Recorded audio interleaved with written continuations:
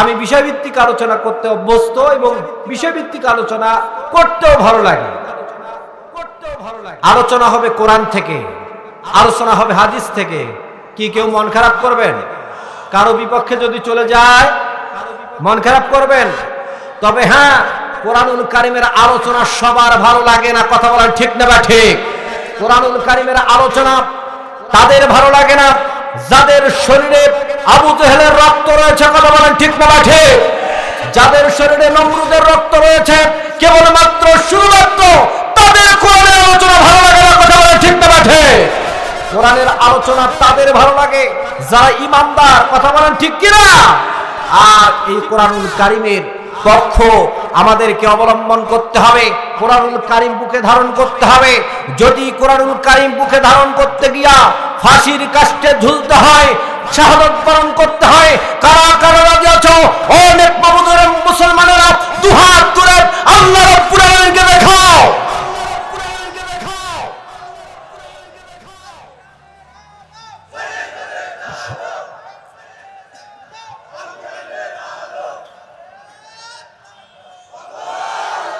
হাত নামান।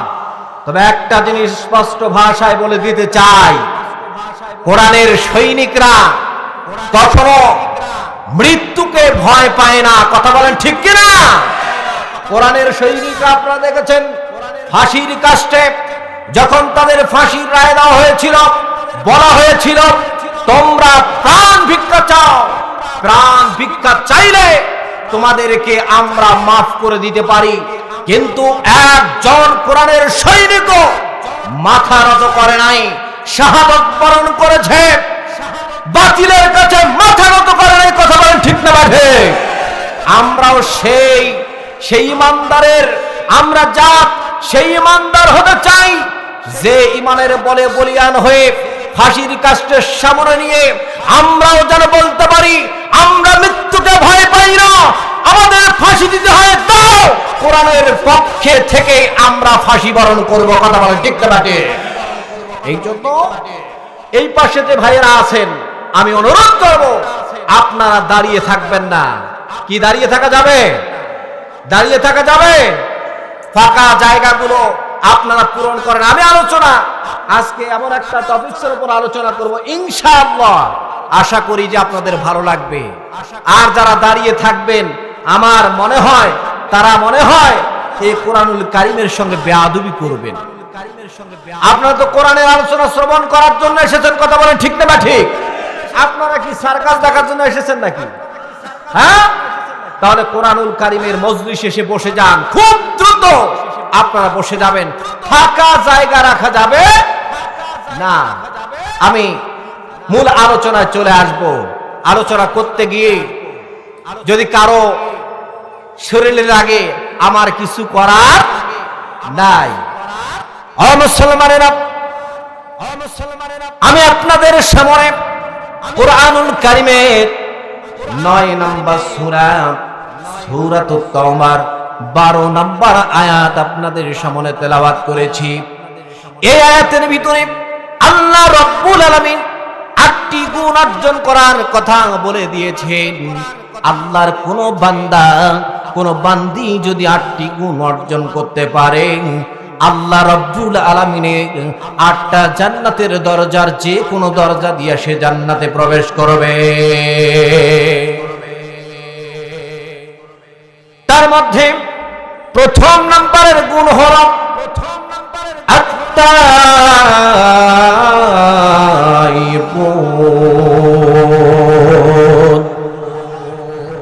নম্বর গুণ হলো তওবাকারী হতে হবে। জীবনে যারা যত অপরাধ করেছো ও মুসলমান, একবার চিন্তা করুন, আপনার ফিরে আসার কিন্তু সুযোগ আছে।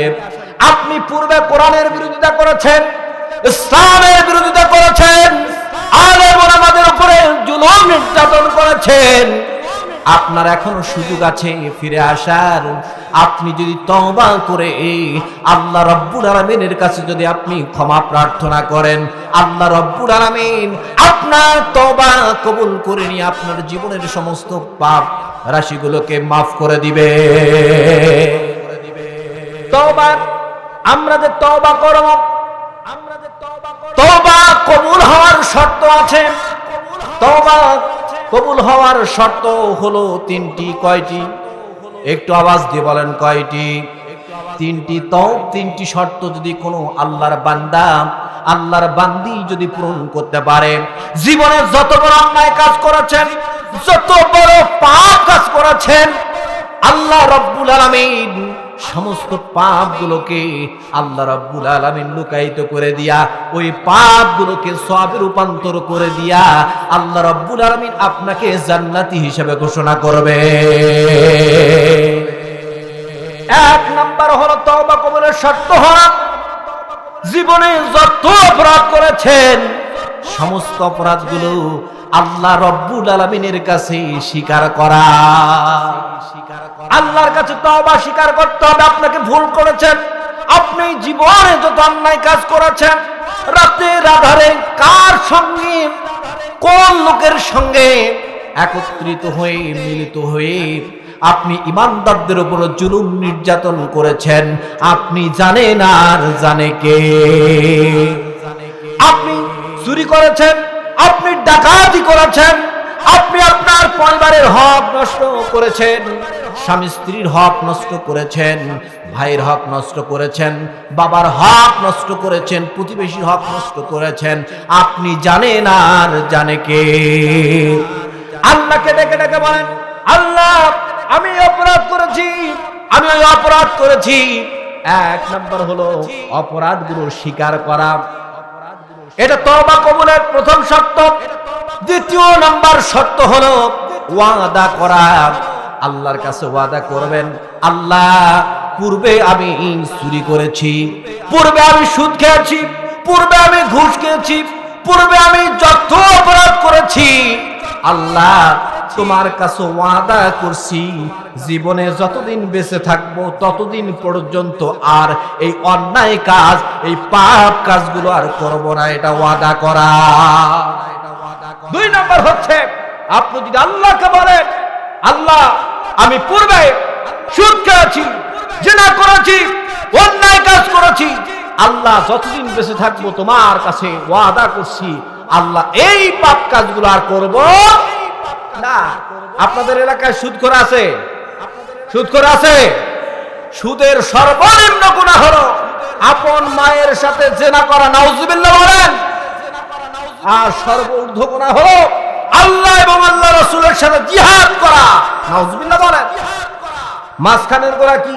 যে ব্যক্তি সুদের 1 টাকা গ্রহণ করবে, 36 জন মেয়েকে ধর্ষণ করলে যেই গুনাহ হয়, ওই গুনাহ সুদখোর ব্যক্তিদের আমলনামায় যোগ করা হবে, নাউজুবিল্লাহ বলেন। তাহলে 4 জন ব্যক্তির আমলনামায় এই সুদের গুনাহ লেখা হবে। 1 নম্বর যিনি সুদ দিবে, 2 নম্বর যিনি সুদ নেবে, 3 নম্বরে যিনি সাক্ষী হবে, 4 নম্বর যিনি লিখে রাখবে, এই 4 জন ব্যক্তির আমলনামায় সুদের গুনাহ লেখা হবে, বলেন নাউজুবিল্লাহ। ও মুসলমান, সুদ এত মারাত্মক গুনাহ, সুদখোর ব্যক্তিদেরকে আল্লাহ রাব্বুল আলামিন কত ভয়াবহ শাস্তি দিবেন মুসলমান একবার শুনুন, ভালো করে মন দিয়ে শুনুন। যারা সুদের সঙ্গে সম্পৃক্ত থাকবে, আল্লাহ রাব্বুল আলামিন যখন তাদেরকে হাসরের ময়দানে উঠাবেন, তখন আল্লাহ রাব্বুল আলামিন জিনে ধরা রোগীর মতো তাকে উঠাবেন, নাউজুবিল্লাহ বলেন। এটা জোর একটু কম হবে, তার মানে সুদখোর আছে কি আছে না? এই আলোচনা করতে গেলে মুখ বন্ধ হয়ে যায়। শোনেন, 1 নম্বর হচ্ছে জিনে ধরা রোগীর মতো হাসরের ময়দানে আল্লাহ তাআলা সুদখোর ব্যক্তিদেরকে উঠাবেন, এদিকে লাফাবে ওদিকে লাফাবে, কুস্তি দিবে, আর পুরো হাসরবাসী এই দৃশ্য অবলোকন করে বলবো, ওই দেখো এই দুনিয়ার জীবনে সুদের সাথে সম্পৃক্ত ছিল, নাউজুবিল্লাহ বলেন। 2 নম্বর সুদখোর ব্যক্তিদের শাস্তি হচ্ছে তাদের পেটটা হবে একটা ঘরের মতো, বিশাল একটা গৃহের মতো হবে, পেটটা এত বড় হবে, আর ওই পেটে অসংখ্য সাপ বিচ্ছু এগুলো দংশন করতে থাকবে, নাউজুবিল্লাহ বলেন। আর 3 নম্বর সুদখোর ব্যক্তিদেরকে আল্লাহ রাসূল সাল্লাল্লাহু আলাইহি ওয়াসাল্লাম যখন মিরাজে গেলেন, মিরাজে গিয়ে দেখলেন যে এক শ্রেণীর লোকেরা রক্তের নদীতে সাঁতার কাটতেছে। আল্লাহ রাসূল সাল্লাল্লাহু আলাইহি ওয়াসাল্লাম জিবরিল আলাইহিস সালামকে জিজ্ঞাসা করলেন, এরা কোন অপরাধের কারণে এই রক্তের নদীতে সাঁতার কাটতেছে? জিবরিল আলাইহিস সালাম বললেন যে এরা দুনিয়ার জীবনে সুদের সঙ্গে সম্পৃক্ত ছিল। বলেন নাউযুবিল্লাহ। এরা সুদখোর ছিল। যখন সুদখোর ব্যক্তিরা কিনারায় পৌঁছার চেষ্টা করবে, সাঁতার কাটতে কাটতে কিনারায় পৌঁছার চেষ্টা করবে, জাহান্নামের ফেরেশতারা পাথর তুলে নিয়ে কপাল বরাবর নিক্ষেপ করবে, আর কপাল ফেটে যাবে এবং মাঝ নদীতে আবার সেই সুদখোর ব্যক্তি চলে যাবে। বলেন নাউযুবিল্লাহ। এই শাস্তি সুদখোর ব্যক্তিদেরকে দেওয়া হবে। নাউযুবিল্লাহ বলেন। ও মুসলমান, জীবনে যত অপরাধ করেছেন সমস্ত অপরাধগুলো আল্লাহ রব্বুল আলামিনের কাছে আপনি স্বীকার করবেন, আল্লাহকে ওয়াদা দিবেন, আল্লাহ জীবনে যতদিন বেঁচে থাকবো আর এই অপরাধগুলো করব না। তাহলে আপনি তওবা করলে আল্লাহ রব্বুল আলামিন আপনার তওবা কবুল করবেন। বলেন সুবহানাল্লাহ। 3 নাম্বার হলো নিজেকে আল্লাহর জন্য সুপর্দ করে দাও। কার জন্য সুপর্দ করে দিতে হবে? আল্লাহর দিকে সুপর্দ করে দিতে হবে। কুল ইন্না সলাতি ওয়া নুসুকি ওয়া মাহইয়ায়া ওয়া মামাতি লিল্লাহি রাব্বিল আলামিন। আল্লাহু আকবার বলেন। এখানে বলা হয়েছে নিশ্চয় আমার নামাজ, আমার কুরবানি, আমার জীবন, আমার মরণ আল্লাহ রাব্বুল আলামিনের জন্য। সুবহানাল্লাহ বলবেন না? এখানে একটা প্রশ্ন হচ্ছে, আল্লাহ রাব্বুল আলামিন কুল ইন্না সলাতি ওয়া নুসুকি, এখানে হজের কথা কিন্তু বলে নাই, নামাজ, তারপরে কি কুরবানি, তারপরে হজ যাকাতের কথা বলে নাই। বলেছেন আমার জীবন, আমার মরণ। এই জীবন এবং মরণের মাঝখানে যে সময়টা থাকবে আল্লাহর কাছে ইরাদা করতে হবে যে আল্লাহ ততদিন পর্যন্ত, জীবন থেকে মৃত্যু পর্যন্ত তুমি যা করতে বলেছ আমি তাই করব। এই ইচ্ছা নিয়ে এই ওয়াদা আল্লাহর কাছে যদি আপনি দেন, এভাবে যদি তওবা করেন, আল্লাহ তাআলা আপনার জীবনের সমস্ত গুনাহগুলোকে আল্লাহ তাআলা মাফ করে দেবেন। বলেন সুবহানাল্লাহ। ও মুসলমান, আল্লাহ রাব্বুল আলামিন তওবাকারীদেরকে কিভাবে মাফ করে দিবেন তাফসীরের ভিতরে এসেছে। আল্লাহর একজন গোলাম 99 জন লোককে হত্যা করে ফেলেছে। কতজন লোক? 99 জন লোককে হত্যা করে ফেলেছে। হত্যা করার পরে তার অন্তরের মধ্যে জাহান্নামের ভয় জাগ্রত হয়েছে। জাহান্নামটা এত ভয়ানক হবে, ও মুসলমান, জাহান্নামটা কিন্তু কোনো আরামদায়ক জায়গা না। আল্লাহ রাব্বুল আলামিন জাহান্নামটাকে যখন তৈরি করলেন, তৈরি করার পরে আল্লাহ রাব্বুল আলামিন ফেরেশতাদেরকে বললেন, ও ফেরেশতারা, তোমরা জাহান্নামের আগুনটাকে 1000 বছর জ্বাল দাও। জাহান্নামের আগুনটাকে ফেরেশতারা 1000 বছর জাল দিলেন। জাল দেওয়ার পরে জাহান্নামের আগুনের রং হয়ে গেল সাদা। এরপরে আল্লাহ রাব্বুল আলামিন ফেরেশতাদেরকে বললেন, ও ফেরেশতারা, তোমরা আরো 1000 বছর জাহান্নামের আগুনটাকে জাল দাও। আগুনের রং লাল হয়ে গেল।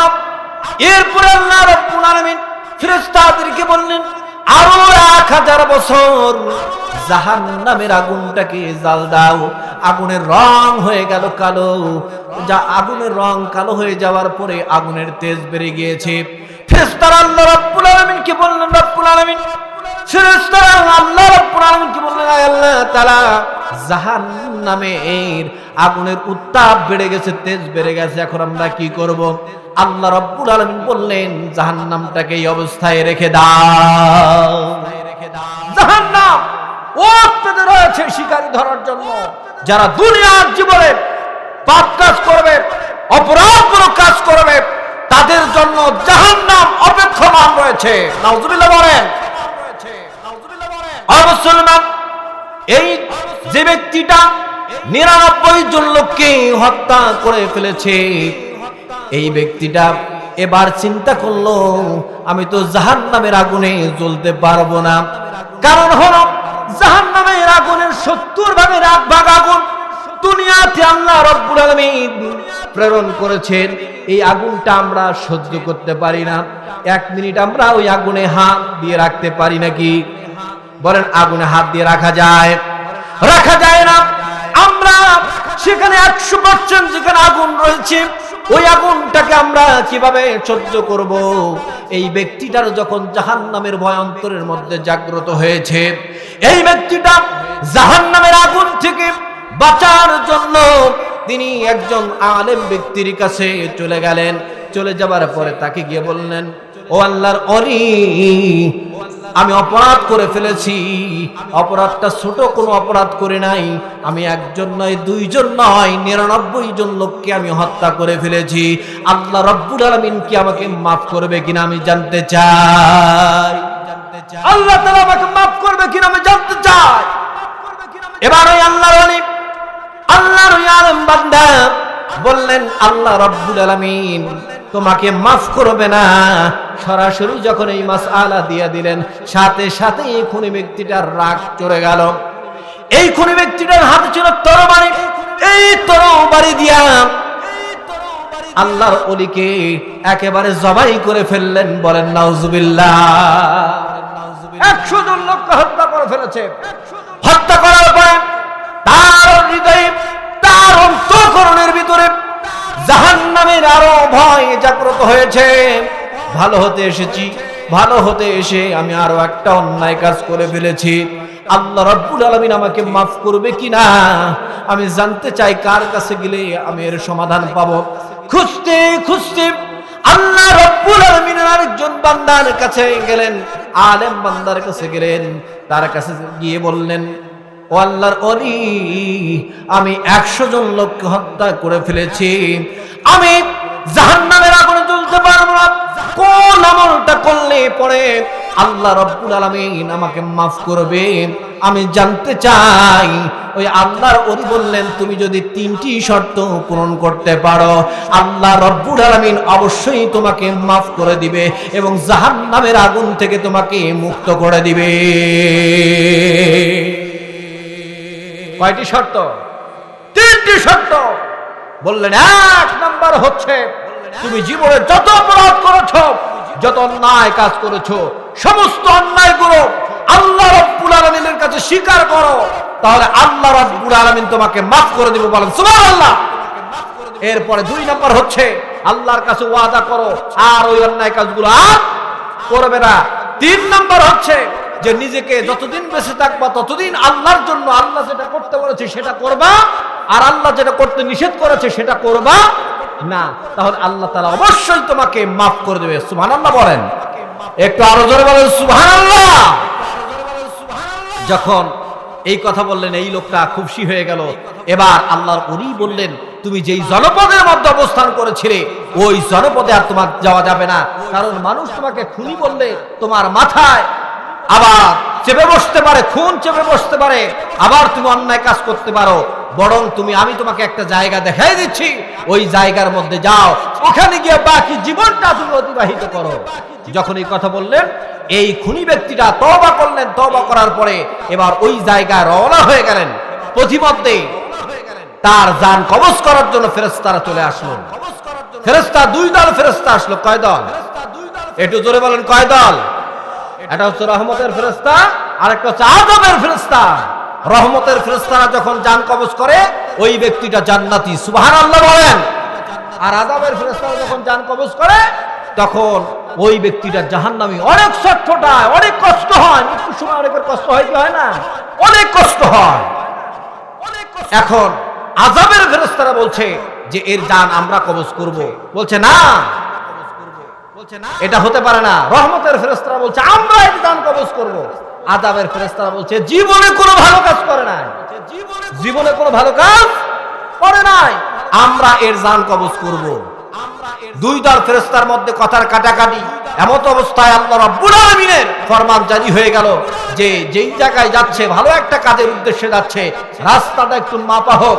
এবার রাস্তা যদি বেশি অংশ ভালো কাজের দিকে যদি যেয়ে থাকে তাহলে ওই ব্যক্তিরা জান কবজ করবে রহমতের ফেরেশতা। সুবহানাল্লাহ বলেন। আর যদি কম অংশ যেয়ে থাকে তাহলে ওর জান কবজ করবে আযাবের ফেরেশতারা। রাস্তাটা মাপা হলো। মাপার পরে দেখা গেল যে ভালো কাজের দিকটাই একটু বেশি চলে গিয়েছে। সাথে সাথেই রহমতের ফেরেশতারা ওই 100 জন লোককে যে ব্যক্তিটা খুন করেছে তওবা করার কারণে আল্লাহ রাব্বুল আলামিনের রহমতের ফেরেশতারা তার দান কবজ করলো, বলেন সুবহানাল্লাহ।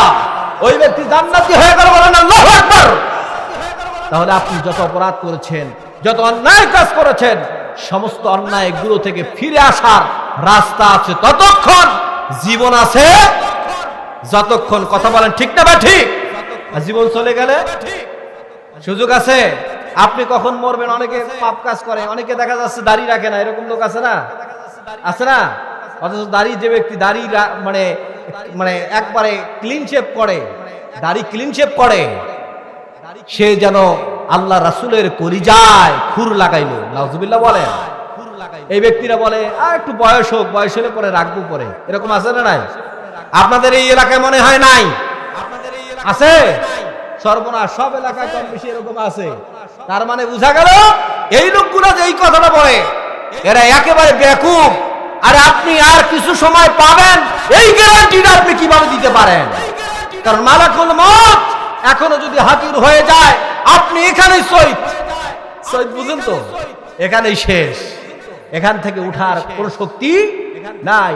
আমার বলুন তো, এই স্টেজ থেকে, এই স্যার থেকে উঠার কোন পাওয়ার আছে? বলেন পাওয়ার আছে? যদি আজরাইল আসে এই মুহূর্তে, এখানেই আমার মৃত্যু হতে পারে। কথা বলে ঠিক না ঠিক? এই জন্য যারা অন্যায় কাজের সাথে সম্পৃক্ত রয়েছেন, আমি বলবো যে আপনারা অবশ্যই নিজেদেরকে চেঞ্জ করেন, ফিরে আসার সুযোগ আছে। আপনারা বলতে পারবেন না যে আমি আরো 10 ঘন্টা বাঁচবো, 10 বছর বাঁচবো, 20 বছর বাঁচবো, এই গ্যারান্টিটা কেউ দিতে পারবে না। তাহলে বোঝা গেল 1 নাম্বার গুণ হচ্ছে আত্মাইবুন, তওবাকারী হতে হবে। সুবহানাল্লাহ বলেন। কি হতে হবে? তওবাকারী হতে হবে। যদি কোনো ব্যক্তি তওবা করে, আল্লাহ রাব্বুল আলামিনের 8টা জান্নাতের দরজার যে কোনো দরজা দিয়ে জান্নাতে প্রবেশ করবে। সুবহানাল্লাহ বাড়িতে গিয়ে বলেন, সুবহানাল্লাহ বাড়িতে গিয়ে বলেন, সুবহানাল্লাহ জোর হয় না? আপনারা কি রোজা আছেন নাকি? আপনার রোজা? রোজা নাই? রোজা, দাড়ি, টুপি, জুব্বা, এগুলোই কি ইবাদত শুধুমাত্র? বলেন এগুলো কি শুধু ইবাদত? না, ইবাদত বলতে বোঝানো হয়েছে আল্লাহর হুকুম এবং নবীর তরিকা অনুযায়ী প্রত্যেকটা কর্ম, প্রত্যেকটা কাজই হচ্ছে ইবাদত। সুবহানাল্লাহ বলেন। প্রত্যেকটা কাজ হচ্ছে কি? ইবাদত। আপনাদের একটা এক্সাম্পল দেই, একটা উদাহরণ দেই। উদাহরণটা হচ্ছে, আপনারা বলুন তো, গরুর গোশত খাওয়া হালাল না হারাম? একটু জোরে বলেন, হালাল না হারাম? হালাল। শুকরের গোশত খাওয়া হালাল না হারাম? হারাম। আচ্ছা, গরুটাকে, এই গরুটা যদি 100টা গরুর কাল্লাটা আলাদা করে দেয়া যায়, কোনো কিছু না বলে, বলুন তো ওই গরুর গোশত খাওয়া হালাল না হারাম? হারাম। কারণ কি? নবী, আল্লাহর হুকুম হচ্ছে গরুর গোশত হালাল, নবীর সুন্নাহ হচ্ছে বিসমিল্লাহ আল্লাহু আকবার বলে জবাই করা। যদি দুইটার একটা না থাকে, তাহলে ওই জিনিসটা হারাম হয়ে যায়। কথা বলেন ঠিক কি না? শুকরের গোশত খাওয়া কি? একটু জোরে বলেন, কি? হারাম। আমার মতো হুজুর দিয়া যদি বিসমিল্লাহ আল্লাহু আকবার বলে যদি জবাই করেন, হ্যাঁ, ওটা কি? হারাম। বুঝা গেল দুইটা থাকা লাগবে, একটা থাকলে ওইটা হালাল হবে না।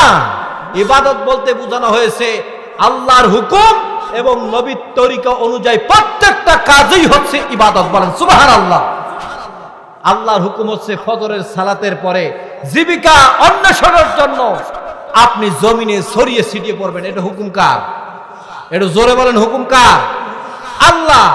নবীর তরিকা কি? বিসমিল্লাহ বলে আপনি কাজটা শুরু করা। কি বলে শুরু করা? বিসমিল্লাহ বলে কাজটা শুরু করা। আপনি বিসমিল্লাহির রহমানির রহিম বলে কাজটা শুরু করলেন। ধরেন আপনি যে সময়টা আপনি পেলেন, মনে করেন ফজর থেকে জোহর পর্যন্ত আপনি কাজ করলেন, এই সময় আল্লাহর একজন গোলাম মসজিদের ভেতরে বসে, মনে করেন মসজিদে গিয়ে 500 রাকাত বা 1000 রাকাত নফল নামাজ পড়ে যেই সওয়াবটা পাবে, আপনি খেতে কাজ করে সেই সওয়াবটা আল্লাহ রাব্বুল আলামিন, কবুলিয়াত ইবাদতের সওয়াবটা আল্লাহ রাব্বুল আলামিন আপনার আমলনামায় লিখে দেবেন। বলেন সুবহানাল্লাহ। কাজ করা কি? একটু বলেন, কাজ করা কি ইবাদত? কাজ করা কি? কিন্তু কাজটা শুরুর আগে কি করবেন? কি করবেন? বিসমিল্লাহ বলে কাজটা শুরু করবেন। একজন দোকানদার ব্যবসা করবে, ব্যবসা হালাল। ব্যবসা কি? একটু জোরে বলেন, ব্যবসা কি? হালাল। এখন হালাল টাকার ব্যবসা করতে হবে। যদি আপনি হালাল টাকার ব্যবসা আপনি করেন, তাহলে আপনি যদি বিসমিল্লাহির রহমানির রহিম বলে ঝাপটা খোলেন, আপনি দোকানদারি শুরু করলেন, যতক্ষণ পর্যন্ত আপনি এরকম হালাল টাকার ব্যবসা এবং বিসমিল্লাহ বলে নবীর তরিকা বলে আপনি মানে ব্যবসাটা শুরু করলেন, যতক্ষণ দোকানদারি করবেন ততক্ষণ পর্যন্ত আল্লাহর একজন গোলাম মসজিদে বসে যে ইবাদত বন্দেগী করে যে সবটা পাবে আল্লাহ রাব্বুল আলামিন আপনার আমলনামায় সেই সবটা আল্লাহ তাআলা লিখে দেবেন। সুবহানাল্লাহ বলেন। আর যদি আপনাদের কাছে এই প্রশ্ন, আর যদি ওই টাকাটা সুদ নেওয়ার টাকা, ব্যাংক থেকে এনজিও থেকে টাকা নিয়ে ব্যবসা শুরু করলো, ব্যবসার বরকতের জন্য, ব্যবসা বাড়ানোর জন্য, বলুন তো ওই ব্যক্তি যদি বিসমিল্লাহ বলে যদি দোকানটা খোলে, বিসমিল্লাহ বলে যদি বেচা কিনা করে, বলুন তো ওই ব্যবসাটা হালাল না হারাম? একটু জোরে বলেন, হালাল না হারাম? ওই তরিকায় মনে হয় লোক আছে, কিছু আছে না নাই? দোকানদাররা বেশি করে, এই দোকানদাররা বেশি করে এই সুদের সাথে সম্পৃক্ত। কথা বলেন ঠিক না ঠিক? প্রত্যেকের কাছে কিস্তির টাকার জন্য যায় কি, যায় কি যায় না? কি মন খারাপ করতেছেন? মন খারাপ করেন না, ইবাদত করতে হবে, ইবাদত আমাদের করতে হবে। এখন বলুন, আমরা যে খাদ্যটা খাই, আমরা যে খাদ্যটা ভক্ষণ করি, এই খাদ্যটা যদি সুদের টাকার, ঘুষের টাকার, মানে অপরের হক লুণ্ঠন করার টাকা, এই টাকা দিয়ে যদি আমি খাদ্যটা কিনে যদি ভক্ষণ করি, বলুন তো বিসমিল্লাহ বলে যদি আমি ওই খাদ্যটা খাই, ওই খাদ্যটা কি হালাল না হারাম? কি হারাম? বুঝতে পারলেন? আরো একটা বিষয় ক্লিয়ার করি, আপনি হালাল খাদ্য যদি আপনি না খান, হালাল খাদ্য যদি না খান, আপনি 100 বার হজ করে আসেন, আপনার হজের 1 আনা সওয়াব আপনি পাবেন, কোনো লাভই হবে না। কেন? প্রমাণ লাগবে না? প্রমাণ ছাড়া তো কথা বলা যাবে না। বলুন তো আরকান আহকামের যে ফরজ গুলো রয়েছে, তার মধ্যে প্রথম নাম্বার ফরজ কি? একটু জোরে বলেন কি? শরীর পাক। কি? একটু জোরে বলেন কি? শরীর পাক বলতে কি বোঝানো হয়েছে? অ্যারোমেটিক সাবান, কসকো সাবান, লাইফ বয় সাবান, গ্লিসারিন সাবান, আরো দামি দামি সাবান দিয়া শরীরটা ধৌত করার নামে শরীর পাক। কি বলেন? হ্যাঁ না, তার মানে বোঝা গেল শ্রোতা ঠিক আছে, শ্রোতা ঠিক আছে। শোনেন, এই শরীরে অসৎ পথে উপার্জিত কোনো খাদ্য যেন প্রবেশ না করে। যদি খাদ্য প্রবেশ করে, ওই খাদ্য দিয়ে তৈরি হবে আপনার শরীরের গোস্ত, ওই খাদ্য দিয়ে তৈরি হবে আপনার শরীরের চামড়া, ওই খাদ্য দিয়ে আপনার শরীরের অঙ্গ প্রত্যঙ্গ বৃদ্ধি পাবে। তার মানে হচ্ছে আপনার শরীরটা নাজাসুন, নাপাক, আর নাপাক অবস্থায় মসজিদে যদি ইবাদত বন্দেগী করেন, নামাজ পড়েন, বলুন তো ওই নামাজ কি হবে? একটু জোরে বলেন, হবে? ওযু ছাড়া যদি নামাজ পড়ে না, নামাজ হবে না? হ্যাঁ, নামাজ হবে না। যার মানে বুঝা গেল আলোচনা চলছে, পবিত্র হতে হবে। শরীরটা যদি আপনার দরকার আছে না হয়, তাহলে একটু জোরে বলেন আছে না নাই? করেন না কেন? ওই ইবাদত বন্দেগী আল্লাহর দরবারে কবুল হবে না। কথা বলেন ঠিক না ঠিক? জান্নাত যেতে হবে। যারা দাড়ি এখনো রাখেন নাই, দাড়ি রাখেন নাই, আমি একটা কথা বলে দিতে চাই, আল্লাহ রাসূলের পরিচয় ঘুর চালানোর পরে আপনি কখনো জান্নাতের আশা করতে পারেন? কেন পারেন? ওই মেম্বার হওয়ার পরে চিন্তা করতে হবে, সিদ্ধান্ত নিতে হবে। হয়তো অনেক যুবকেরা চিন্তা করতেছেন হুজুর আজকে সরাসরি আল্লাহ তাআলা আপনার আমলনামায় লিখে দেবে, বলেন সুবহানাল্লাহ। আলোচনাটা যদি না করি, তাহলে সর্বপ্রথম আল্লাহ তাআলা আগে আমার জিহ্বাটা জাহান্নামের কেসি দিয়া কাটবে। নাউজুবিল্লাহ বলবেন না? কিছু কথা যে আলেম কিছু কথা গোপন করবে, আর কিছু কথা ওপেন করবে। চাকরির ভয়ে যে আলেম মসজিদের মেম্বারে হক কথা থেকে বঞ্চিত থাকবে, বলবে না, ওই আলেমের জিহ্বাটা বক্ষ বরাবর টাঙায় রেখে জাহান্নামের কেসি দিয়া কেটে দিবেন। কথা বলেন ঠিক না ঠিক? কি দরকার?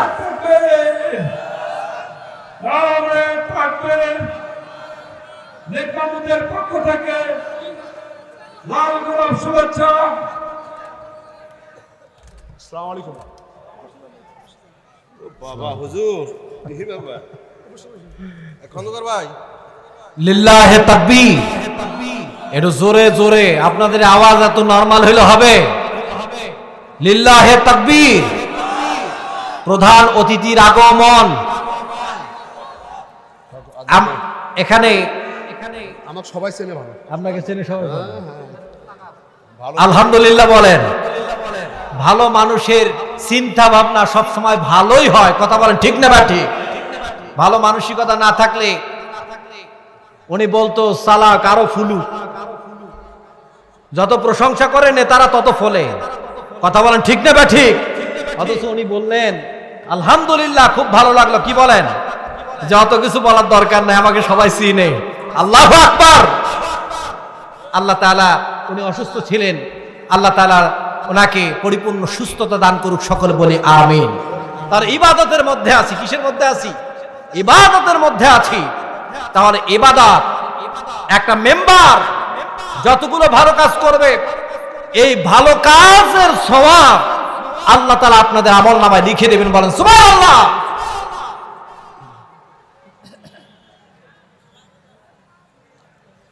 তাহলে আলোচনার যে বিষয়টা, এটা আলোচনা করতে গেলে সময় লাগে। সময় লাগে কি লাগে না? প্রধান বক্তা আসছে, শেষ করে দেব। তাহলে ইবাদতের ক্ষেত্রে আমরা অবশ্যই এই ইবাদত বলতে আজকে যেটা বুঝলাম, এই ইবাদত আমাদেরকে করতে হবে। রাষ্ট্র পরিচালনা করাও কিন্তু ইবাদত। সুবহানাল্লাহ বলেন, আরো জোরে বলেন সুবহানাল্লাহ। রাষ্ট্র যদি আপনি পরিচালনা, যদি কোরআন সুন্নাহর আলোকে যদি রাষ্ট্র পরিচালিত হয়, রাষ্ট্রপ্রধান, এমপি, মন্ত্রী যতগুলো ভালো কাজ করবে আপনার সমর্থনে, ওই ব্যক্তি এমপি হয়েছে, মন্ত্রী হয়েছে, উনি যত ভালো কাজ করবে প্রত্যেকটা ভালো কাজের সওয়াব আপনাদের আমলনামায় আল্লাহ রাব্বুল আলামিন লিখে দেবেন। বলেন সুবহানাল্লাহ। আর একজন মেম্বারকে যদি আপনি চোর, ডাকাত, গরিবের হক নষ্ট করালো, এই ব্যক্তিটাকে যদি আপনি মেম্বার বানান, চেয়ারম্যান বানান, এমপি বানান, এ যতগুলো অপকর্ম করবে, টাকার বিনিময় আপনি যখন এগুলো তৈরি করবেন, বা একটা কাপড়ের বিনিময়, বা একটা চায়ের বিনিময়, বা মানে অন্য কোনো বিনিময়ে যদি আপনি বানান, যতগুলো অপকর্ম করবে প্রত্যেকটা অপকর্ম আপনার আমলনামায় যোগ হবে। বলেন নাউজুবিল্লাহ। এই জন্য আপনাদেরকে আমি বলতে চাই যে আপনারা যেটাই করবেন প্রত্যেকটা কাজেই, প্রত্যেকটা কর্মই হচ্ছে ইবাদত। বলেন সুবহানাল্লাহ। আজকে একটা বিষয় অবশ্য আমি আলোচনা করতে চেয়েছিলাম, যে একটা ইবাদতের এই আলোচনা করতে গিয়ে একটা খুব গুরুত্বপূর্ণ একটা আলোচনা ছিল আমার, যে আলোচনায় একজন মহিলা, বৃদ্ধা মহিলা, এই বৃদ্ধা মহিলা আল্লাহ রাব্বুল আলামিনের কাছে তাহাজ্জুদের নামাজ পড়ে আল্লাহ রাব্বুল আলামিনের কাছে দোয়া করেছিল। বাচ্চা হারুন আর রশিদের সময়কালের দোয়া করেছিল, আল্লাহ এই রাষ্ট্রের মধ্যে যতগুলো ইমাম রয়েছে সমস্ত ইমামের দীর্ঘ হায়াত দান করো। সুবহানাল্লাহ বলবেন না? আর যতগুলো, 2 নম্বর দোয়া করেছিলেন, আল্লাহ এই জনপদের ভেতরে যতগুলো মুয়াজ্জিন রয়েছে প্রত্যেকটা মুয়াজ্জিনের মৃত্যু দিয়া দাও। 2 নম্বর মৃত্যু কামনা করেছে। 3 নম্বর দোয়া করেছে, আল্লাহ বাদশা হারুন আর রশিদ, বাদশা হারুন আর রশিদ, এই বাদশা হারুন আর রশিদ এবং তার স্ত্রী জুবাইদা, আল্লাহ এই দুজনকে তুমি জান্নাতবাসী করো। সুবহানাল্লাহ বলেন। 4 নম্বরে দোয়া করেছিল, আল্লাহ আল্লাহ তার কোলের সন্তানটা, বাদশা হারুন আর রশিদের কোলের সন্তানটার মৃত্যু দিয়া দাও। 2টা দোয়া ভালো, আর 2টা দোয়া কিন্তু মনে হয় যে মন্দ। কেন এই দোয়া করেছিলেন সংক্ষেপে আমি বলতে চাই। এই রাষ্ট্রপ্রধান, ইনি গভীর রাত্রিতে প্রজাদের খোঁজ খবর নিতেন। খোঁজ খবর নেওয়ার জন্য তিনি বাড়িতে বাড়িতে যেতেন। একদিন এই বুড়িমা রুটি খেতে মন চেয়েছে, বাদশার বাড়িতে গিয়েছে। যাবার পরে দেখে বাদশার স্ত্রী, তিনি পোকা ধরেছে গমে, পোকা বাঁচতেছে, এগুলো নিজেদের খাবারের জন্য। আল্লাহু আকবার বলবেন না? আর পাশেই ছিল বাদশাহ হারুন রশিদ, ইনি কাজ করতেছে, কর্মজীবী কাজ করতেছে একজন বাদশাহ। আর বর্তমানে নেতাদের অবস্থাটা কি রকম জানেন? মেম্বার হইলেও জীবনে কাজই করে না। কথা বলেন ঠিক না বাটি? মেম্বারই কাজ করতে চায় না, অথচ একজন বাদশাহ ইনি কাজ করেছেন। এই দৃশ্য দেখে এই মহিলা বাড়িতে এসে প্রতিদিন প্রতি রাত্রে শেষ করতেছে, বলা লাগে খুব তাড়াতাড়ি। আলোচনা করতে গেলে সময়ের প্রয়োজন। যাই হোক, আমার আলোচনাটা আমি এখানে শেষ করছি। তবে একটা বিষয় আপনাদেরকে বলতে চাই যে আপনারা ইবাদতের আজকে যতটুকু আলোচনা শুনলেন, ইবাদত করতে হবে এবং জীবনে যত অপরাধগুলো করেছেন সমস্ত অপরাধগুলো থেকে ফিরে আসতে হবে এবং আল্লাহর জন্য আপনাকে আপনার জীবনটাকে উৎসর্গ করতে হবে। আল্লাহ রাব্বুল আলামিন আমাদের সকলকে তৌফিক দান করুক, সকলে বলে আমিন। আপনাদেরকে একটা দাওয়াত দেই, আমার আল হেলাল ক্যাডেট মাদ্রাসার উদ্যোগে 5 দিন ব্যাপী তাফসীরুল কোরআন মাহফিল রয়েছে। 30 নভেম্বর থেকে 4 ডিসেম্বর পর্যন্ত বিষয়ভিত্তিক তাফসীরুল কোরআন মাহফিল। না, ওইটা দাওয়াত থাকলো, ওখানে গিয়ে থাকারও ব্যবস্থা আছে, সমস্যা নাই। তো এটা দাওয়াত থাকলো সকলের, আপনারা আসবেন। আর আমার মাদ্রাসার 2টা শাখা আমি করেছি, ছেলেদের জন্য আলাদা ক্যাম্পাস, মেয়েদের জন্য আলাদা ক্যাম্পাস। ছেলেদের ক্যাম্পাসে শুধুমাত্র পুরুষ শিক্ষক দ্বারা ক্লাস নেবে এবং মেয়েদের ক্যাম্পাসে মহিলা শিক্ষিকা দ্বারা ক্লাস নেওয়া হবে। আপনাদের সকলের এই মাদ্রাসারও দাওয়াত থাকলো, পাশাপাশি ওয়াজের দাওয়াত থাকলো। আমার আলোচনা এখানে শেষ করছি। আসসালামু আলাইকুম ওয়া রাহমাতুল্লাহি ওয়া বারাকাতুহু। ধন্যবাদ। আজকের এই তাফসীরুল কোরআন মাহফিলের দ্বিতীয় বক্তা হযরত মাওলানা